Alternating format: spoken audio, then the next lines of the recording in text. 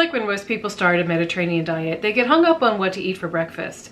And a lot of cookbooks will tell you to have a yogurt parfait or maybe some oatmeal, but that can get a little boring after a while. So I've come up with a Mediterranean diet breakfast formula for myself, and I'm going to share it with you right now.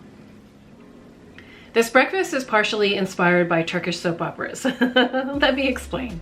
I really got interested in watching these shows that come from Turkey that were on Netflix.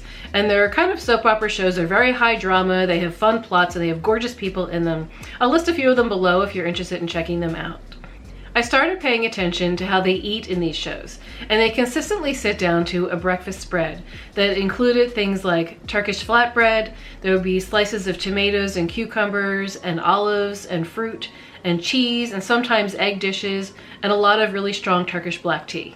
Like in most Mediterranean countries, these meals were taken with loved ones and they were lingered over. So it was a chance for them to get together and chat and just talk about what was going on in their lives. I started making my own version of this Turkish breakfast and I've been absolutely loving it. So when I was younger, I could grab a cup of coffee and just be on the go, and that I wouldn't eat anything until lunch. But now that I'm a little bit older, I find that I need some more sustenance in the morning. So if you are over 50, like me, and you are looking for something to give you that Mediterranean boost in the morning, let me show you how I'm gonna make it.